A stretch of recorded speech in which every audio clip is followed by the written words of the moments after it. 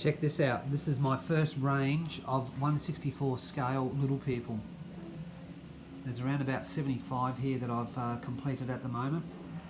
All different sorts of poses, from standing up and sitting. There's girls and there's guys. There is a vast range. This lot here has just been primed and getting ready to paint. So as soon as these are painted, I'll have them all up on Etsy and maybe eBay. I'm not too sure about eBay yet. But we've got photographers here. We've got girl photographers, guy photographers, a whole range of people. As I say, there's a lot of females here. Got some bigger blokes and some skinny blokes and some tough guys.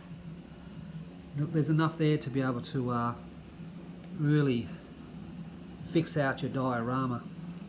And this is just a small sample of what is to come over the next couple of weeks. So details will go up very soon once I have primed and painted all these. These are all hand designed and printed by me. I've designed and done everything, and along with the painting.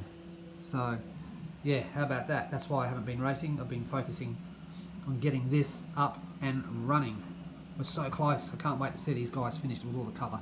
Okay, catch you later.